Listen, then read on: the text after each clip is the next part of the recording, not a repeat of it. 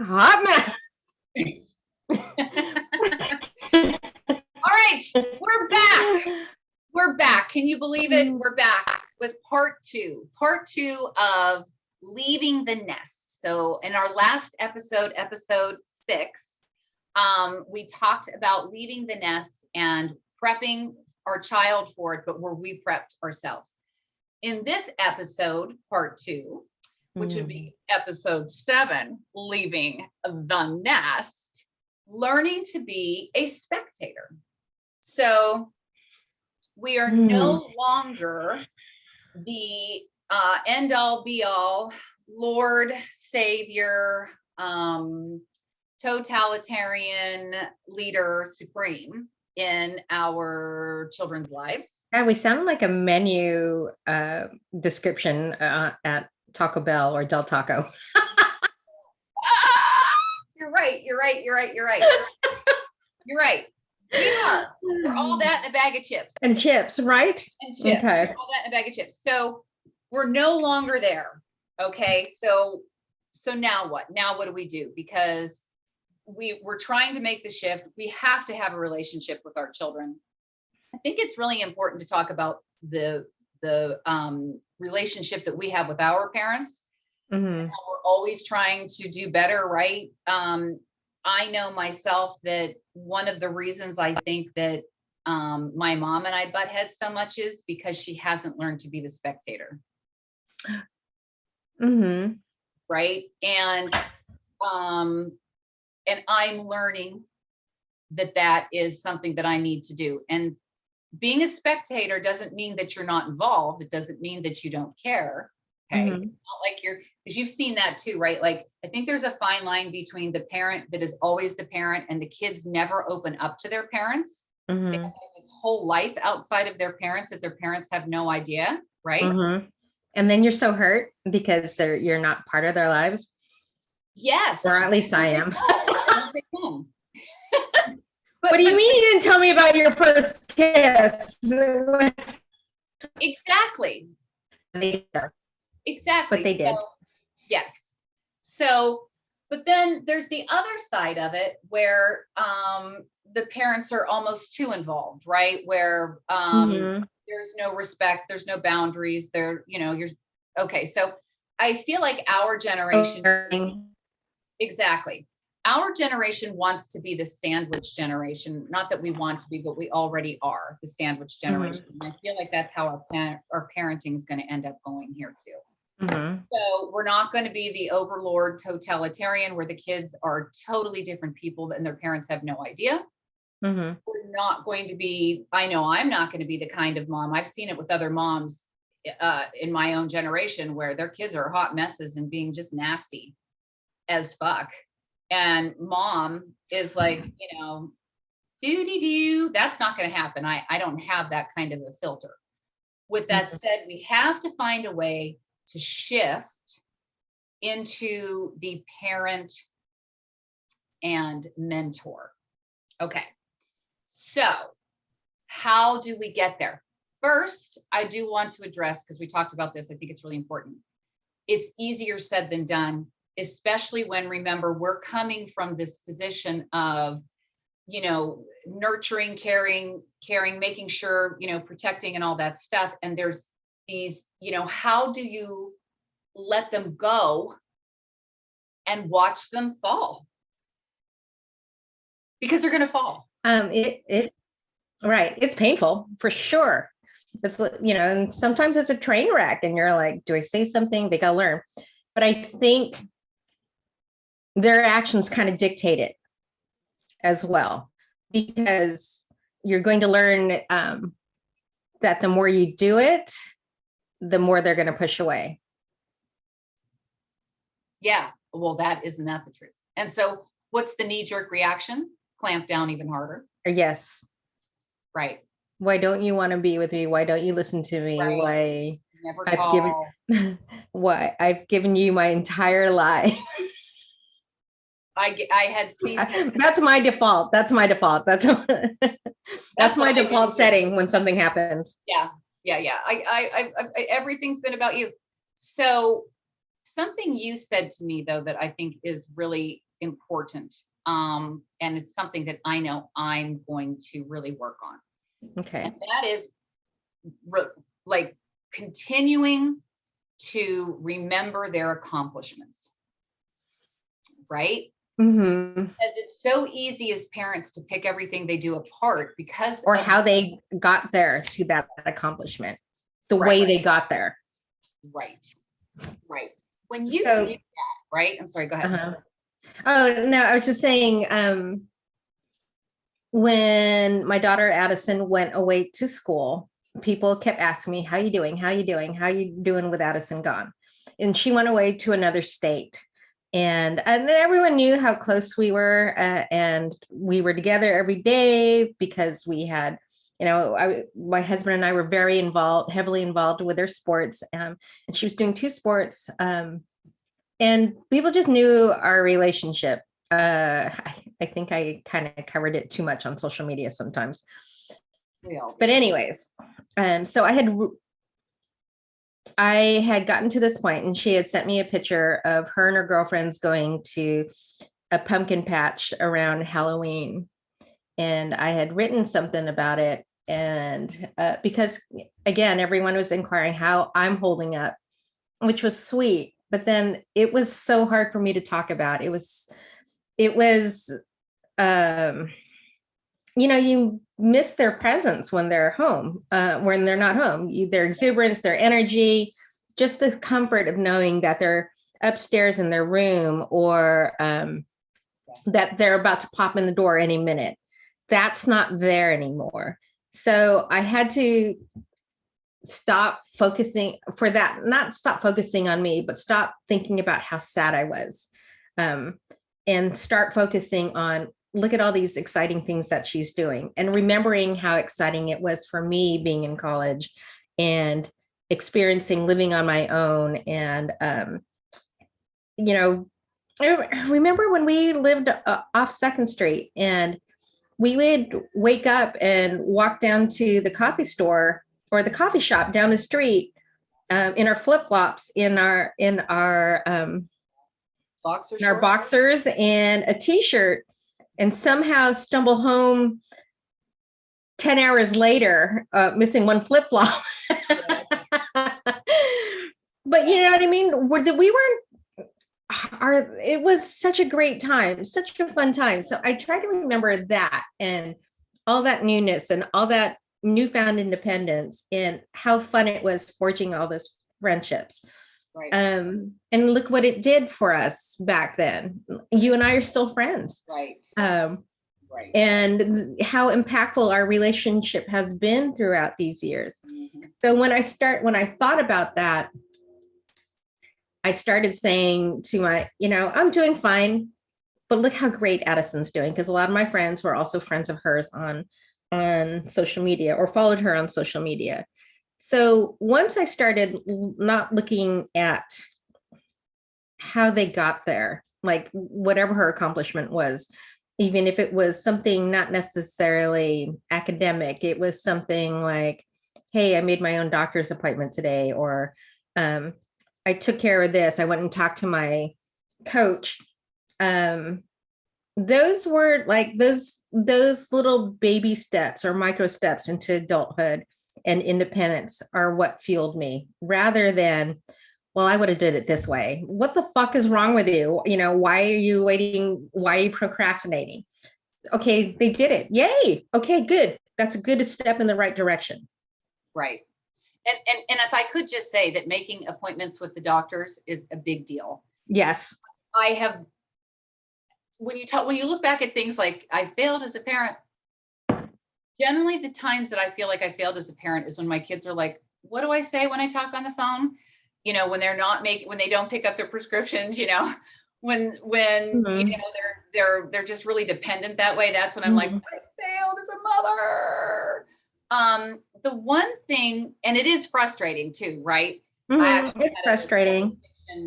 With Sydney not too long ago, where her doctor had called because she had an appointment or something like that, and she never got the paperwork done. She's telling me about it. I never got the paperwork done. And I'm like, and I was in a class actually. Mm-hmm. Vicky was in on it, And she comes in, she's like, and she goes, I never got they never got the x-rays and the blood work that they needed. And I go, well, when did they need it? And she's like, at the last appointment, which was like 4 months ago. And I instantly went into this breath support of like, oh my God, I screwed up. And then I like relaxed for a second. I'm like, well, why the hell did you wait for me? We all know I'm a walking hairpin. It's your blood work. I can barely manage myself. And at your age, you should be doing that. But you're right. So, acknowledging their accomplishments. The other thing I wanted to say about that too is I find myself dwelling on the negative all the time. It's terrible. Even just recently with my conversation with my son, he's getting ready to graduate. Yay. He's working. Yay. Instead, I'm like, why aren't you sleeping? What's happening with the roommate? And it's just ridiculous instead of celebrating all the things. And when you can start to focus on their accomplishments, then you have the confidence that whatever they get into, they can get out of. Right. Okay. Yeah. Right. It takes the fear then out of, oh my God, they're going to end up dead in the ditch. Oh my God. Is it Zach in the river? It's Zach in the river. Sydney might end up in the ditch because she's clumsy. And I have no idea where Fifi's going to end up. And people always say that, the last kid's the worst, which I believe, because you don't really parent the last kid. You're just like leaving it up. I'm exhausted. I'm tired. Right? So I pray to God she makes it through, because I don't know what's going to happen. But anyway, so the long story short, though, when I'm able to focus on the accomplishments and think of all the wonderful things they've done, let's be clear. My son, who I'm, whatever, he had to audition to go to the school that he's in. Many schools, they only took a handful of kids. He got a nice scholarship. He had great grades. He's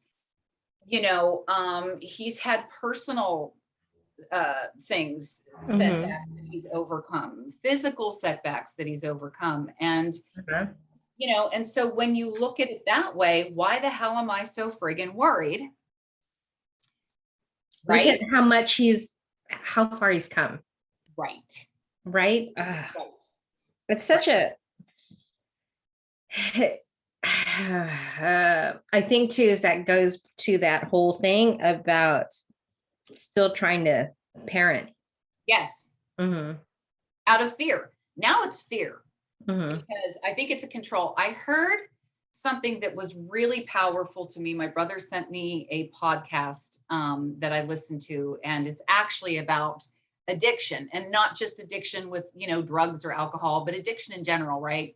Overworking, when you work too much, shopping, whatever your addiction is, and where it stems from. And so the gentleman that was talking about it, I don't know why in the world, I'm going to come up with it though, because I'm not going to leave this video without his name, because he's pretty good. He's a controversial figure, and he works with people with addiction. But what he said is that people are not overprotective. There's no overprotective parenting. Your job is to protect. There is, however, control.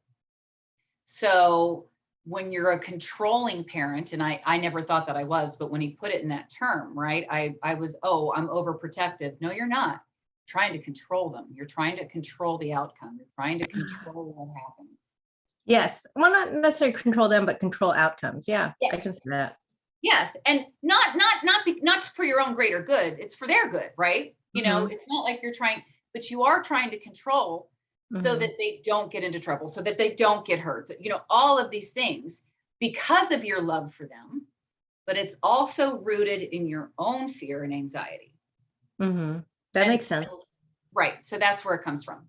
And it's stifling, right? As a kid, like that's ridiculous. Yeah. So, and they're not, they don't have that maturity level or experience level to know that that's what our intention is, or intent. They're just seeing it as stop controlling me, stop doing things for me, stop telling me how to live my life. Right. Right. That's exactly right. And they're right Mhm. about that. I'm actually looking up the name of this gentleman because he's really wonderful, but we'll keep of course I'm not going to find it right away. But so in that vein, so going forward, that's really part of how we become the spectator parent. Because when we say spectator, it's hard. We talked about shifting from parenting to becoming more of a mentor and a friend, Mhm. right? Because they're still going to need us. They Mhm. still don't know everything yet, right? They still need guidance, but more so not telling them how to do it. Right. Right. Right. And being a place where they feel that they can land and come to us and get, something positive out of it and still feel better about themselves. And so when we talked about, because when Christel and I were kind of believe it or not, we think about things before we get on here. Not very much. But anyway, so well, even if we think about it, I swear to God, it goes out of the mind, or out the window once we start talking. I know. But okay. So let me look down here again and see it. Oh, yeah. So we were talking about parenting, the shift to mentor and friendship. Mhm. I am going to let you talk about that because I have my own issue with that. Go. Okay, I'm like, go. Oh, like, what was I going to say? Are you talking about like the way? Okay, well, so my child now has a family of her own, and I can't even say she's a child anymore. So my daughter is 24, is expecting her second child, another boy. Yeah. And so there's that, again, there was that shift because I needed to let her experience motherhood on her terms, if that makes sense. Not my experience, not what I went through. Let her experience it without all this clouded versions of it from everybody else, everyone's input. Let her experience it with a fresh palette, so to speak. And am I supposed to be experiencing that? Am I supposed to be doing this or doing that? Because I think sometimes that hinders the whole joy and experience for yourself. So I took a really backseat approach when she became a mom. Of course, I was nervous as hell, freaking nervous as hell. So now what I've learned, I was nervous as hell because not because she was pregnant, but me projecting a lot of my insecurities onto her. Did I prepare her enough? Did I teach her enough to understand this marathon of motherhood and everything? But also, I forgot to tell her all the joy. And I think she's realizing all that just by, our messages now between each other and our FaceTimes are always updates on the funny things that Grayson's doing or what he's accomplished this week, or just little milestones, just the everyday little milestones. So he was saying full sentences to me this morning, which I was just like,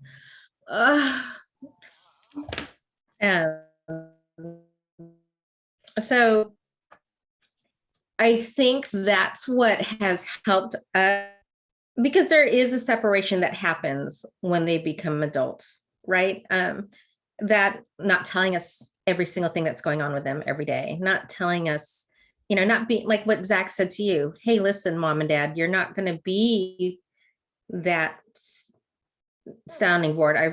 I've got my friends now to do that for me. So, okay, and I forgot where I was going with that.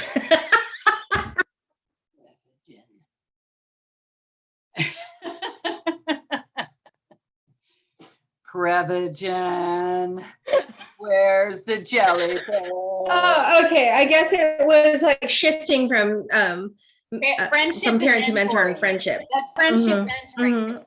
Yeah. So yeah, so there's that thing where you have to let go because they don't want to feel like they're making mistakes and that you're pointing out everything wrong. Because that really, it's almost like resetting, like the reset button. Yeah. So they need to kind of like pull away and do that reset button so that you can start as a friend and mentor. Does that make sense? Totally. It totally makes sense. Yeah. And so, yeah, she had to pull away for a little bit. And I think that happened a little bit with college. And then when she and her fiance got serious, she wanted to experience that without me, like, in that voice of mine going in the back of her head or on, on her shoulder, pointing out things. So, they had to retreat. She had to create boundaries. I had to learn how to not be an overbearing parent, or what we were just saying, control, because we're not, we're trying to control outcomes, not necessarily. And then it wasn't like, I would, it was more like I would do this, I would do that, than anything. So learning how to do that and then come back and with a new established relationship was key for my daughter and myself. Right. And letting her, again, enjoy this experience as her, not as her mother's experience. Right. Absolutely. Because, and if you think about it, how would you behave if your mother was doing all that to you? I know how I would be. Mm-hmm. First of all, anything my mom said, 9 out of 10, I would immediately, whether I said it to her face or not, I would be going in the different direction, right? So yeah. I'm not you. All of these things that you have thought yourself, and yet you're putting it on your own kid. And the control thing, by the way, his name is Gabor Mate. That is in the realm of Hungry Ghosts, is one of his many books. But anyway, it's a control situation, not because we're trying to control and I think that that's how we get confused with this. I think that we don't think we're controlling because we're not trying to, control the child necessarily. We're trying to control the outcomes, but it's still controlling. And it still comes off. It's a form of control. Yeah. It's a form of control. And again, it's based in fear, right? You want everything to be wonderful for her. So of course you're throwing out all the negative stuff that could happen because you're trying to train her and teach her if she could do this and then and it's just ridiculous. Mm-hmm. And such an epiphany that I'm having while we're having this conversation. It's not even funny. Mm-hmm. I can't believe how I have spent the last 4 years of this kid. This kid has been in college for 4 years. And I've come from a place of fear instead of a place of enjoyment and, really enjoying what I know he's doing. He's building relationships. Like you said, he's working at a restaurant like we did. He's making really great relationships in there. Uh-huh. And even situations that he might or may not have with roommates. I had situations with roommates. You had situations with roommates. It wasn't the end of the freaking world. It's how we grow. It's how we become tolerant of other people. Honestly.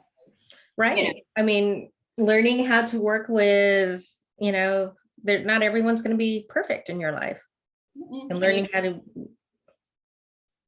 learning what you like and don't like and how to work through those situations. And that's key. Right. It's really key. And the same thing with the boss and all that stuff. So it's been a real growing thing for me, just having this conversation. I didn't realize how in the negative and the fear I have been this whole time. Mm-hmm. In my mind, it's always, Well, and in your defense, though, it's coming from a place of love. You know what I mean?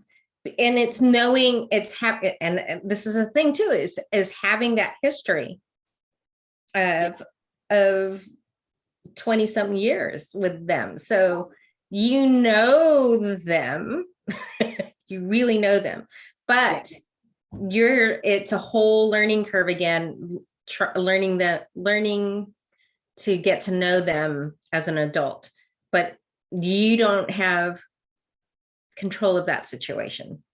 No. Mm-hmm. No. And you do have to go back to the whole deal. I taught them right from wrong, and mm-hmm. It is what it is. Now, talking about the parent versus the mentor versus, or the mentor and friend. Mm-hmm. I'm kind of on the fence with that one. I want to be their mentor. But see, we were raised in an environment where the parents are always the parents are always right. Mm-hmm. And what were we taught? I don't know if you heard this. I heard this all the time. I'm your mom, not your friend. I'm your mom, not your friend. That was like the 80s mantra. And like probably Oprah Winfrey must have had it on her show or something. So everybody's like, it's not my job to be your friend. It's my job to be your mom. Well, that's true. But now there's a shift again. I toggled back and forth. There were times, I had to say, I'm okay. This is where I have to step in and not be your friend. This is where I'm going to step in and talk to you as a friend and not as your mom. So I think if you preface the conversation that way, okay. Or like when because my kids' my kids' friends would talk to me, and I'm saying, and my nieces and nephews, I would say, okay, as a parent, this is where your parent might be coming from, and and giving them that perspective. That's true, because I do that. That's true. I do that for their friends. Mm-hmm. You're absolutely right. You're absolutely right. And so in the beginning, when we first started talking about this, I was thinking, I don't know if I want to be their friend. I want to continue to be their mentor. I want to be, but the truth of the matter is that you can be both. I would like to be their friend. You can absolutely. You can be both. Yeah. And like you were saying, like we're always trying to correct what we felt was wrong with not wrong, but what we'd like to do different than our parents. I think we had to stop again and look at that perspective. Like what was their situation? Yes, absolutely. What was their situation? And it was a completely different era, and we're still holding ourselves to the same standard, right? Your kid talks to you and has an opinion. It's talking back and you're judging yourself based on the voice that you're hearing from your parents. That's where I'm coming from. My kid went off on me on the phone the other day, and I hung up, and I was like, wait a minute, he's not supposed to talk to me like that. You don't talk to your parents like that. Where did that come from? That comes from my upbringing, right? But in my upbringing, I wasn't even allowed to have a different opinion. If you have a different opinion, then it's talking back, and that's not how I raised my kids. Right. So, but also too, is like coming back, because I know that I've spoken in a place that they're probably not even computing or understanding or comprehending. Yeah. And then I had to turn around and say, hey, I'm sorry for the way I spoke to you. That was, this was not my intent to make you feel this way, but this is where I was coming from. It's helped. It's still like I don't think some of these conversations, again, because I'm talking to them like they are an adult, that they still won't comprehend it. You know what I mean? No, not till later. Right. You're absolutely right. Not till later. I am amazed at some of the conversations that were profound and everything that I had with my kids as they were growing up. And now they're like, what? We talked about that? I'm like, what? I even looked up the textbook on that shit. I studied before we had that talk. And you don't remember it? But my kids remember conversations I don't have, that I don't recall either, though. Yeah, so. Only the bad stuff. My kids like to tell me about all the bad. They don't remember any of the good things I did for them. Not one nice thing. Of course. They talk about, and then I have to go back and kind of be like, damn. I'm like, I don't recall. I was probably blacked out in stress and anxiety. Exactly. Get over it. And you fucking pissed me off. Exactly. I do remember telling Zach one time, like, at some point, you are going to have to learn just how far you can push me before I lose it. If we're going to get along in this relationship before you're 3 years old. No, but no, it's true. They remember the bad stuff. So, okay. So coming back then. how do we then, become that friendship? What does friendship as with your child look like? Huh. Okay. And it's hard for them too, because they do expect you to be a parent and then a friend without telling you. So it's, for me, what it's going through with us right now, because she is expecting her second one. I just ask, how did your week go? Yeah, that's a good one. How are you? Rather than what's going on. How's work? Right. Yeah. So, and it's just, I think it's just learning to change the tone of a conversation. And I think you have to be more succinct and deliberate with the words that you choose than you would with your friend, right? Like, so you and I talk and you can say to me, how's work or what's going on? And I don't take it the way And you're not. Yeah. Addison's going to, your child is going to, I don't know if we're allowed to say that. Are we allowed to say names? I might have to edit that. Right. I said it earlier, so it's over. Okay. But same with Evan. Same with Evan. And I'm not just picking on my oldest child, but my younger child, Evan. It's the same thing for him. We had did I mention this in the last one where we were shopping for the shoot? Did I? Yeah. Okay. God. Prevagen. But he's because I went through it with Addison, it's easier to speak to Evan. Yeah, definitely. I'm sorry, go ahead. Oh, I was gonna say, and his job too helps him see my perspective, mine and Steve's perspective a lot more, because he's a Manny for a 12-year-old boy. And he works with the parents and the son. So he gets to see the both perspectives. He operates and kind of is like a mediator sometimes for the parents and the kids.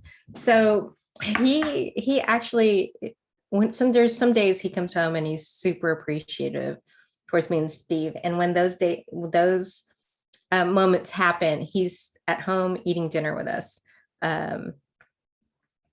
and content with just having these long conversations at the table about his childhood and upbringing, and just sees us as parents trying to do the best that we could. Right. I think that's the main thing. We've heard that all the time, right? About how, and my mother would even say that to me, look, I'm a human being. I'm your mom, but I'm still a human being and I'm going to screw up. And that's really true. My kids know that. And I'm the first one to come out and go, I really screwed this up.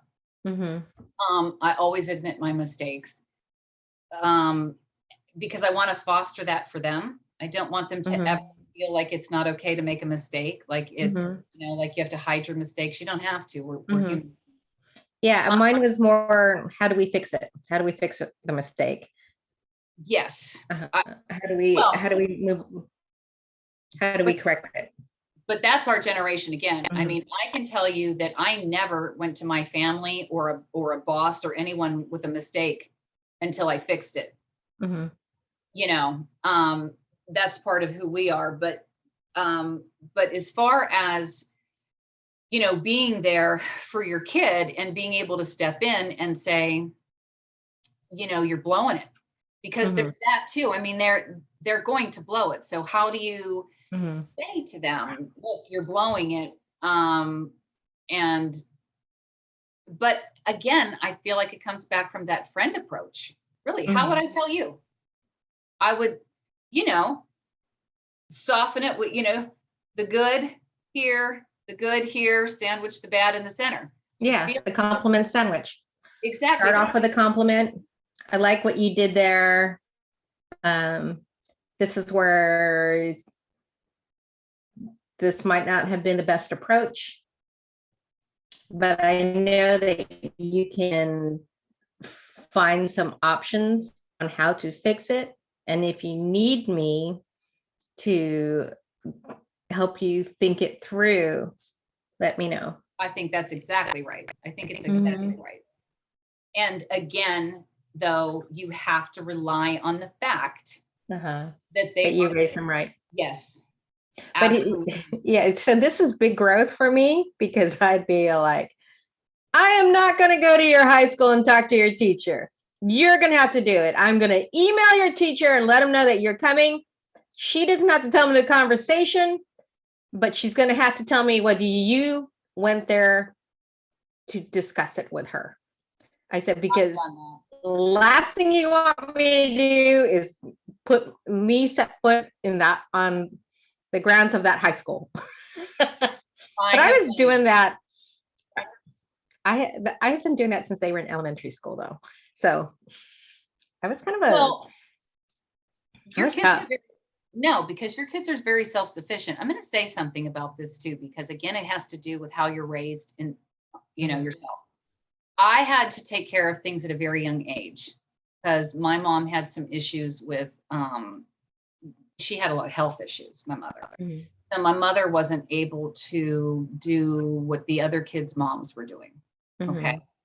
So, everything from me writing notes, and I was more concerned about it than my mom. Like, I can't miss any more school. Mm-hmm. Yeah. And my mom would be like, sign my name. You're better at it than I am. That's really true. And I was very little, I was filling out forms, enrolling myself in school in elementary school. Me too. Yeah. See, right? Mm-hmm. Yeah. But because my mom was working nights as a nurse, so I couldn't really disturb her sleep. And my dad was just kind of like, didn't really understand the whole process, and this is, again, being an immigrant, parents or having, being the child of immigrants. Yeah. They didn't understand the social norms. They didn't understand, the customs or anything of that sort. And then they kind of felt inferior as well. So there's me trying to toggle back and forth, being, holding on to traditional Filipino culture, and also trying to assimilate and not feel like such a outsider, maybe, or not to be so different, because there really was maybe 3 or 4 Asian families, and that was it where I grew up. Right. So I had to do that all on my own. I was an enrolled, and these are things, though, and again, culturally in the Philippines, this is something you do. This is what you're expected to do. Right. You're expected to get good grades. You're expected to do all this stuff. There's no emotion or feelings involved. No, that's how we, and now I obviously don't have the cultural difference, but I did have parents really that were at capacity. Mm-hmm. They did the best that they could with what they had. Mm-hmm. And, my parents were divorced and on 2 different sides of the coast. Mm-hmm. So I just had to do it.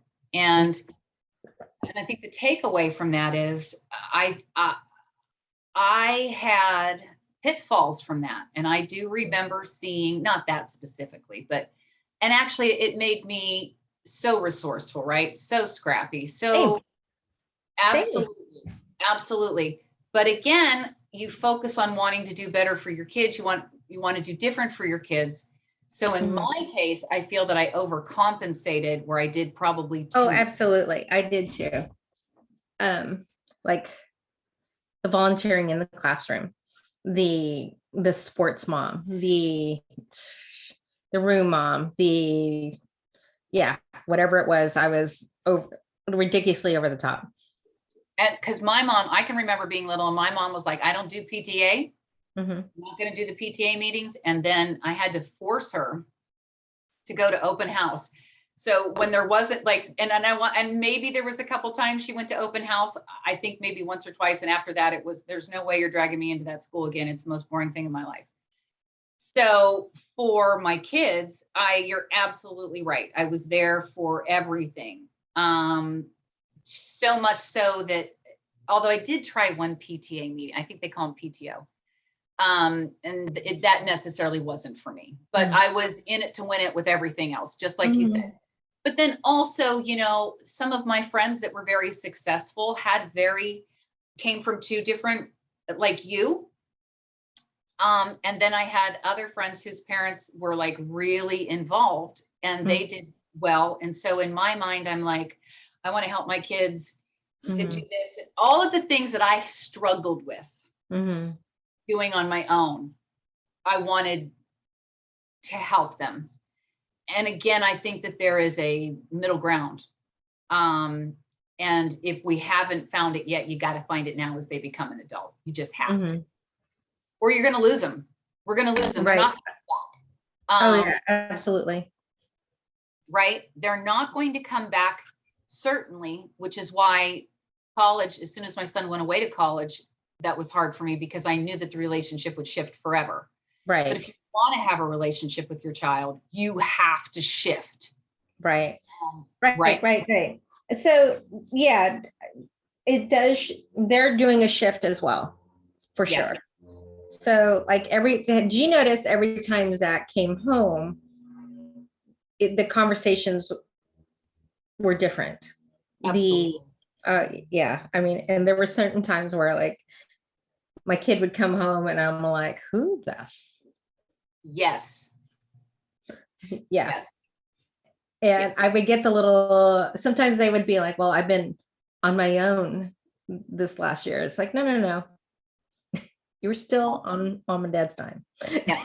You're, like you said, you've been unsupervised, but you haven't been on your own. No. Right. Right. Like, okay, let's clarify here. Perspective. But the thing too that we talked about, so what's the takeaway? So we talked about the exploration of this. How do you do it? And I do think you have to be very mindful of what you say, because, and then I think once that foundation is established, I think you can ease up a little bit, but I think the 20s are rocky. I really feel like, we have to. The first part of the 20s. Yes, for sure. For sure. And, and I'm thinking back to my 20s. I mean, how often did you talk to your parents?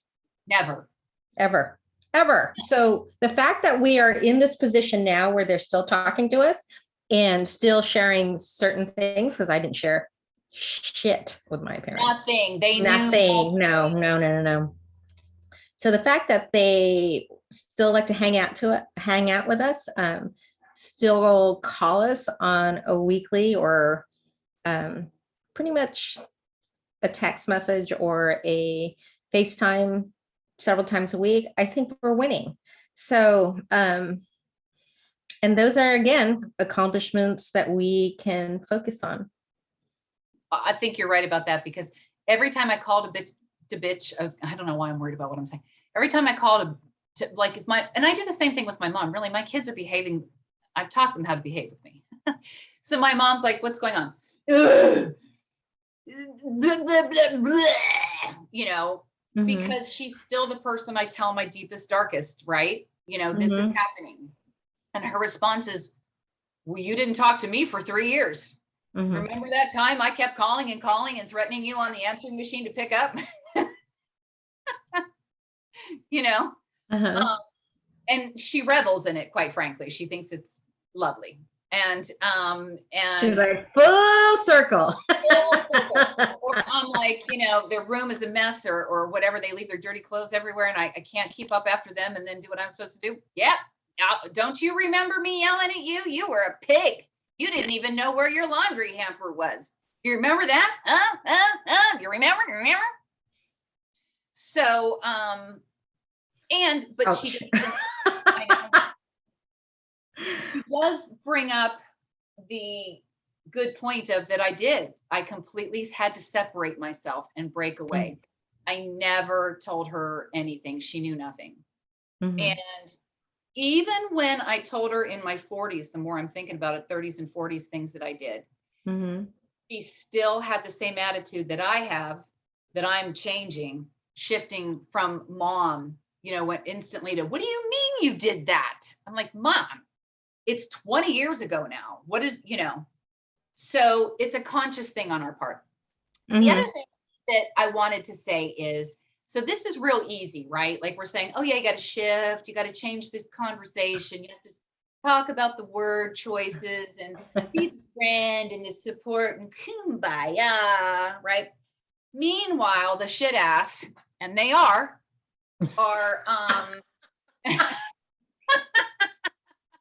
You're so inventive with these names.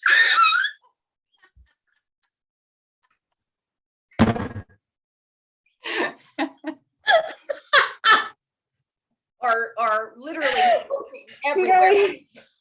The shit ass, that's the love of my life.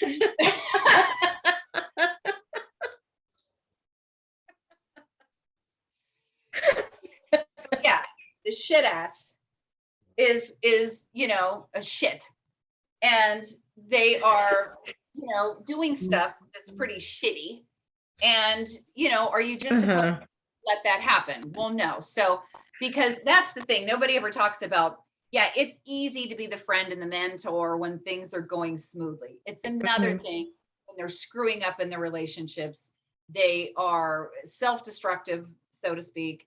Who knows what the hell? I mean, I could go on and on and on. So that's when the rubber meets the road, right? Like, so that's right. You have to, I think, go back to what you said, which is something, like I said, that's my big epiphany. Focus on their accomplishments, right? You're focusing on their accomplishments and remembering that that little being, that little soul, that little baby that you created and all that good stuff, and destroyed your body to shoot out, and nursed or fed, whatever you did, that you did to bring this little soul in to this world, is no longer your soul, right? You are no longer this soul's keeper. The cord is finally been cut. The cord.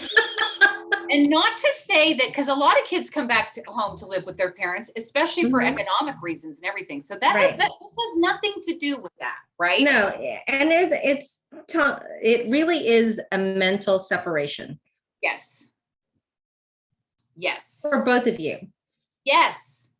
Yes. And you have to accept that their journey and their destiny is not the same journey and destiny that you had. Because this is something else.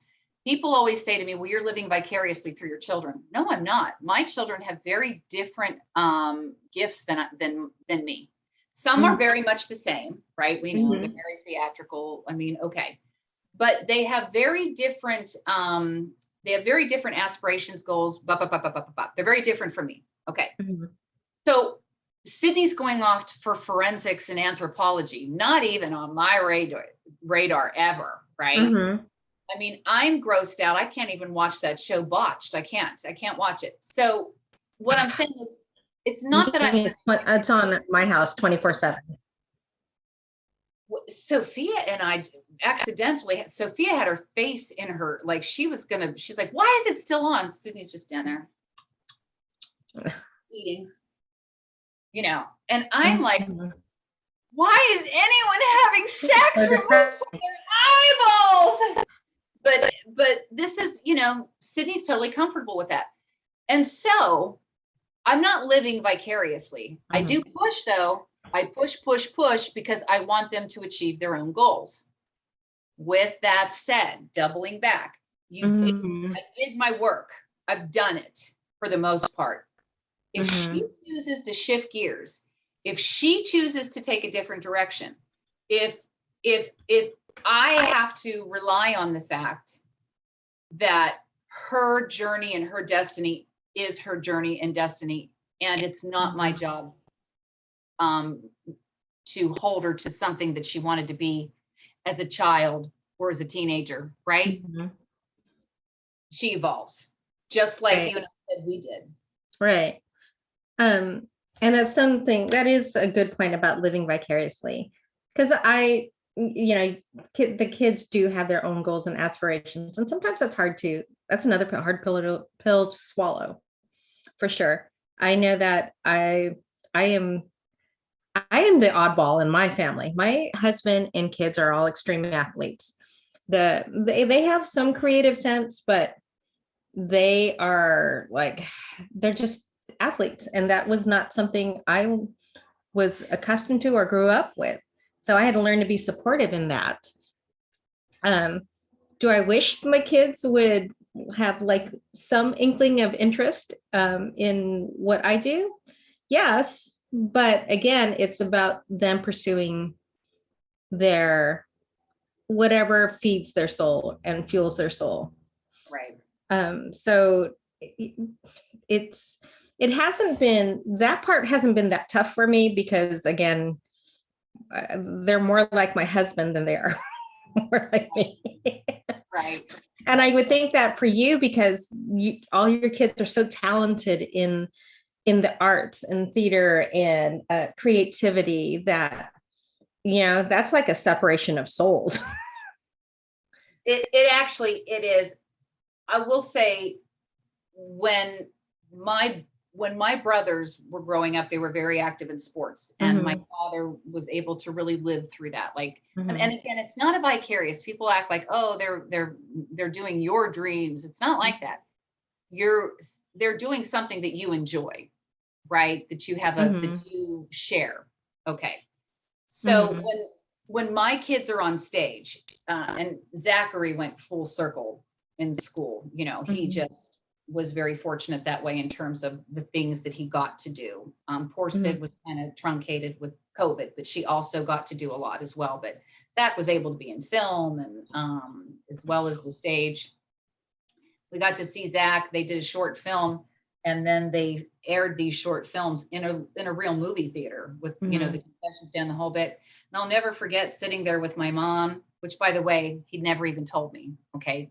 Thank God that my second son, who lives down the street, came up and told me that, aren't we ready to go? Like, where are we going?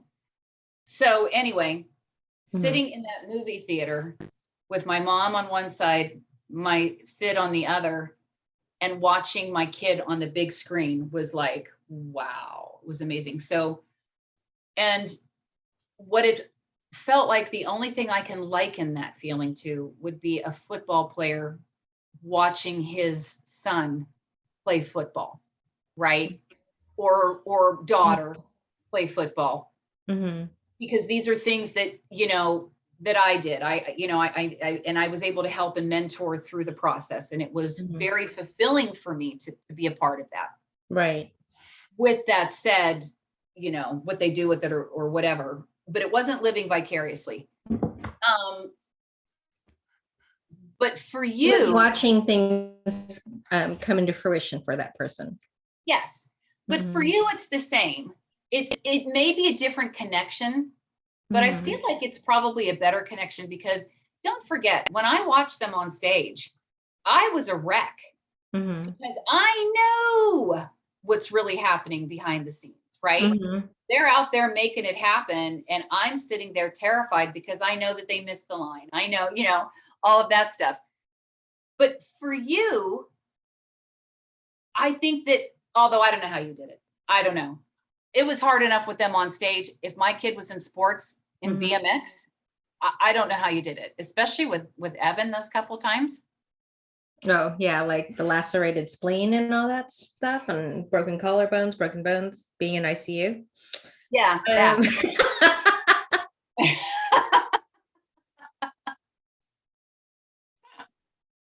I don't know how you mean that? I mean that. I mean that.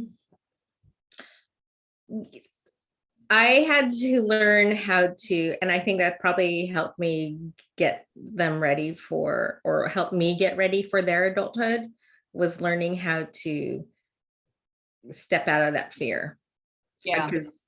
And it was another way and it was another reason why I got into photography, because I wasn't in constant fear, nervous wreck when they would raise. I mean, as soon as they got on the gate and were racing, I was like, I didn't want to be that mom that was pacing on the sides or Right. screaming or being the backseat driver or, so I needed to do something with my hands. I needed to do something that would relax me during that period they were racing around the track. Or, you would see those even in their other sports where like the parents' whole demeanor would change if they didn't do well, or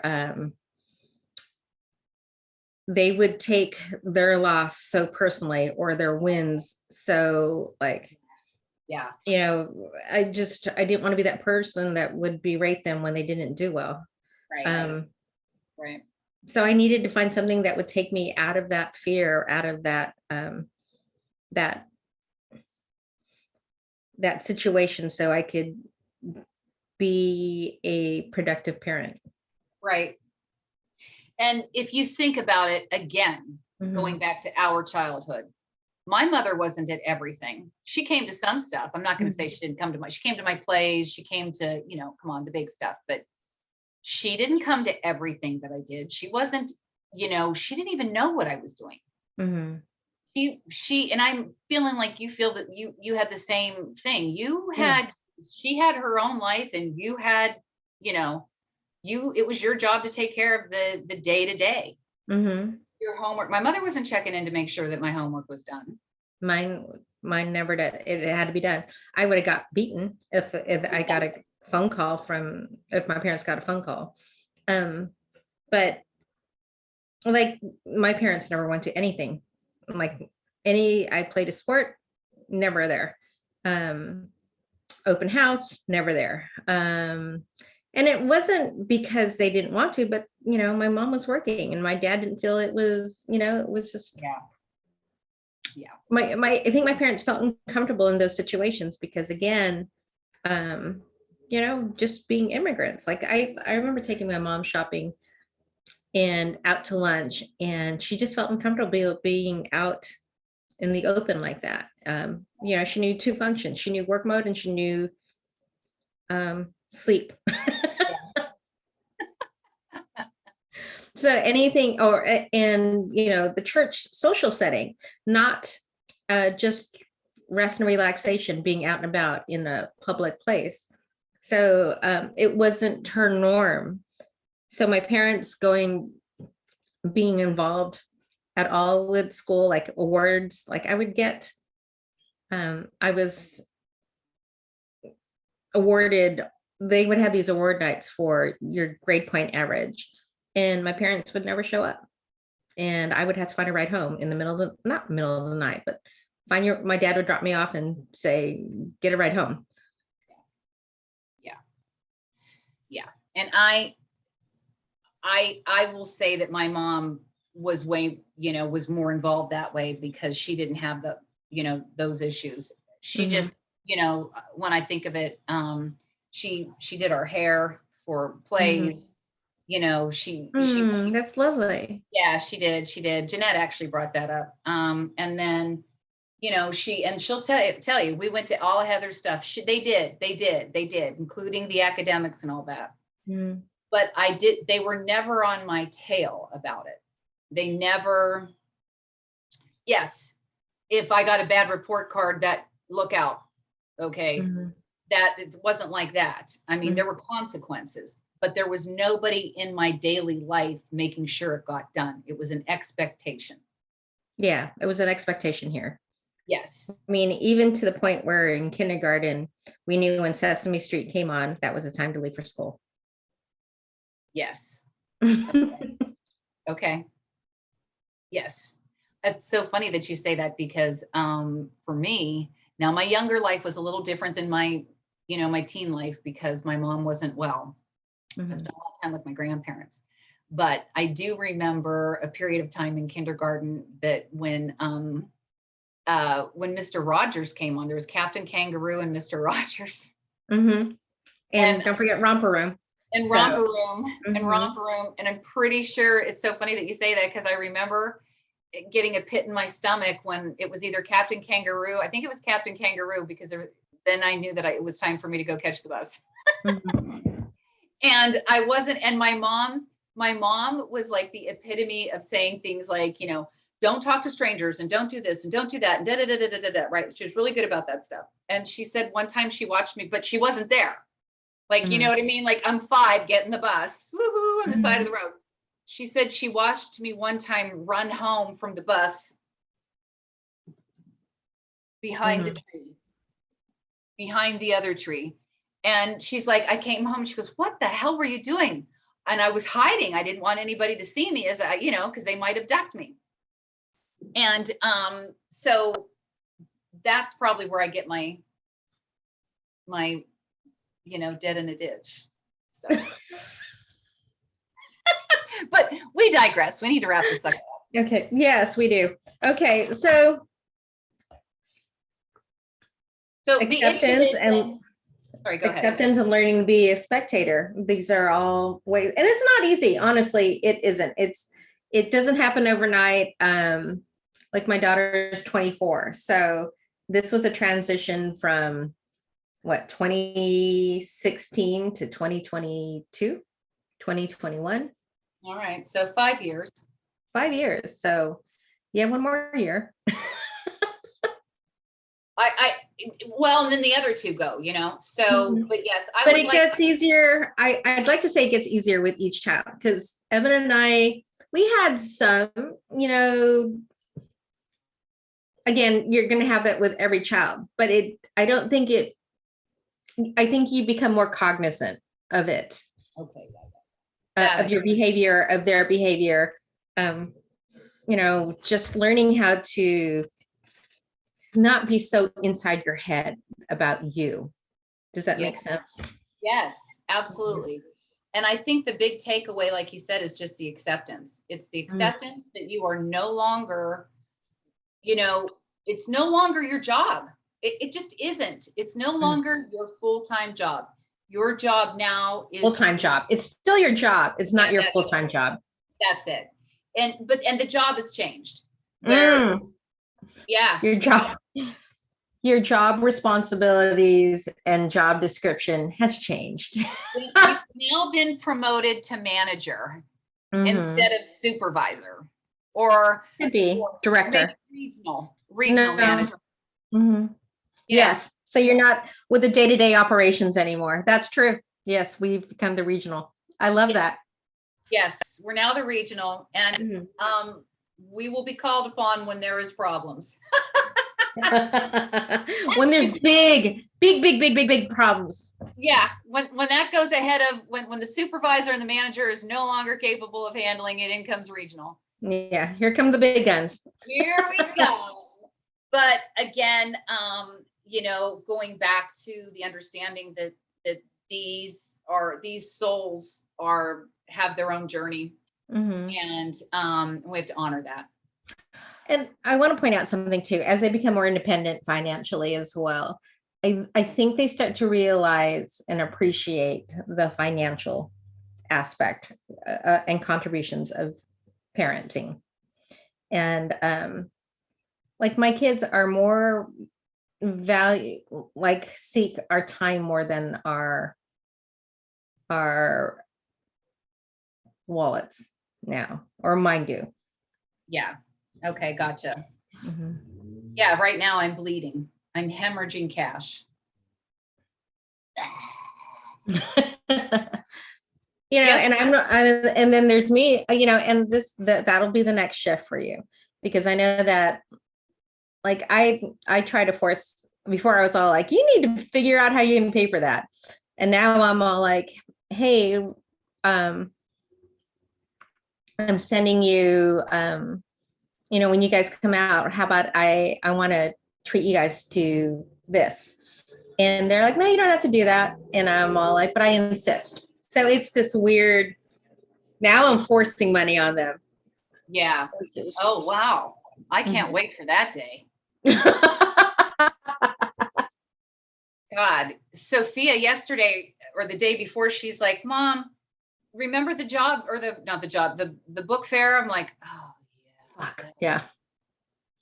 And she's like, I need the money by tomorrow. I'm like, and even dance this morning when I wanted to just sleep in because Chris was going to take her to dance, which was wonderful. I'm like, oh, I gotta send the check. So I can't wait until that time comes. The other thing I wanted to just kind of touch back on, because the two of us were like really bearing our souls here with our parents, and God forbid our parents ever watch this. I just want to say, speaking for your mom and dad, and again, the immigrant and the cultural diversity and all of that, and how it had nothing to do with their love for you. It was just how it was done. And they were projecting, you know, and it was a tough spot to be in for them and for me, because I'm living in two different cultures.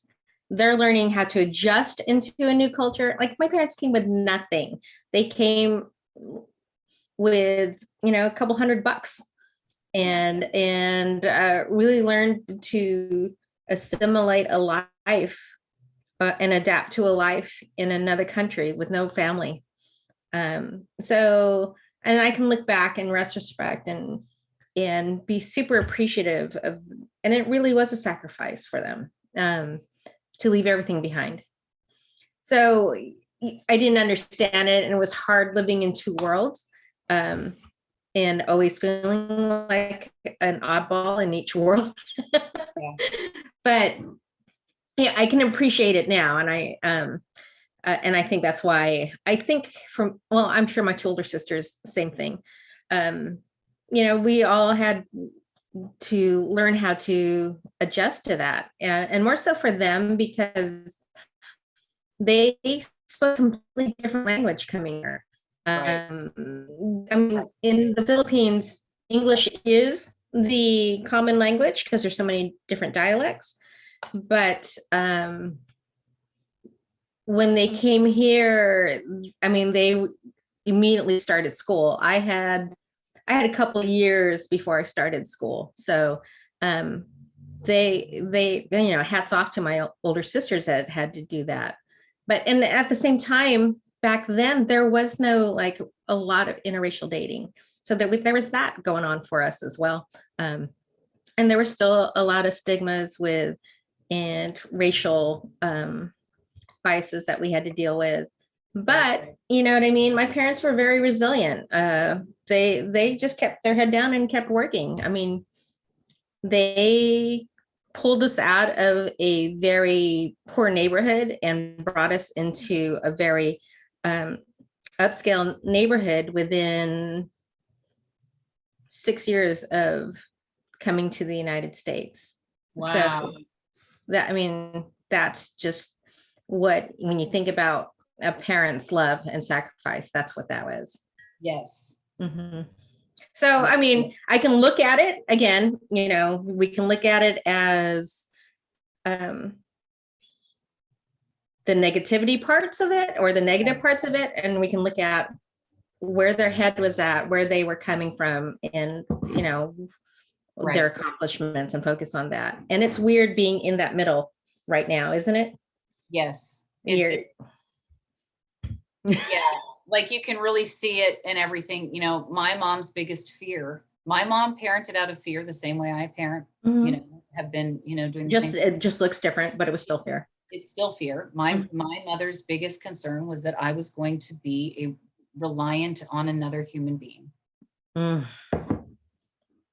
And she had a hard time in school, and she didn't want that for me. So I was expected to get A's. I was expected to be this super student and be smart and resilient. And, you know, and I was. And it did make me the person that I am today, you know, and things aren't easy for anyone, depending on what side, wherever you are, there's something, you know, that you have to get through.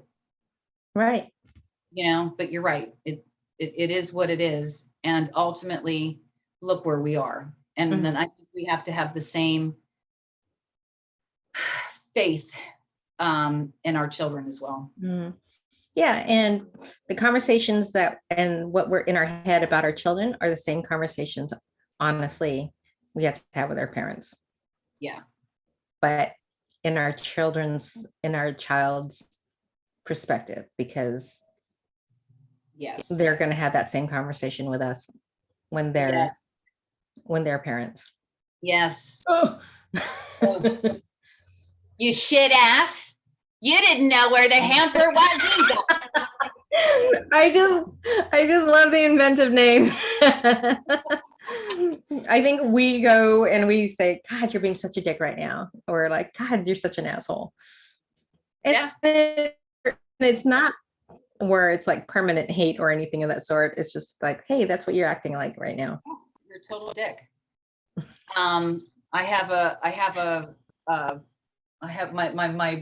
the last one, you know, Sydney and I, it's interesting how relationships are and everything, but the last one has it the easiest and she thinks she has it the worst. It's hilarious, really. I just sit there and shake my head.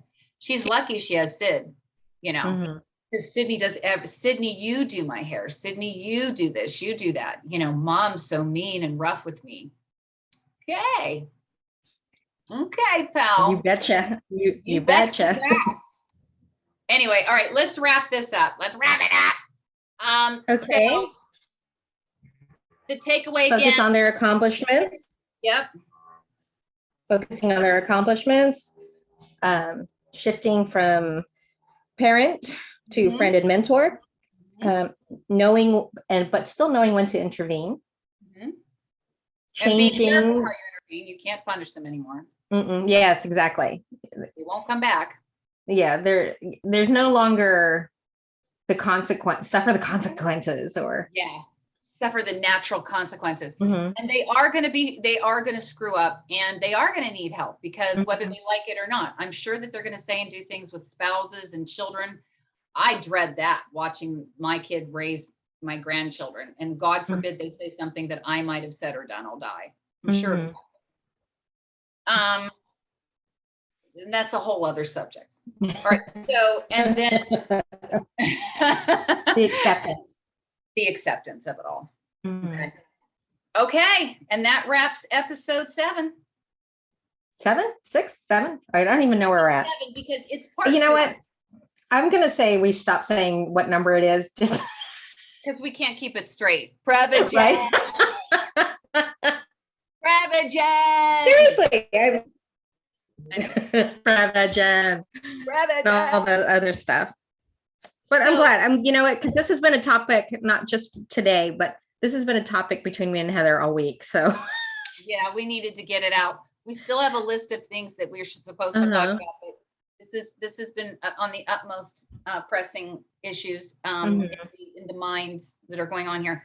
The other thing is, again, I want to thank everybody. Again, we should be doing this beginning of the episode. I don't know what, Prevagen. Want to thank everybody for coming in, giving us their feedback, telling us what's relevant. You know, it means a lot for us. That's why we're bearing our souls. We don't do it for, as my grandma would say, I'm not doing it for my health.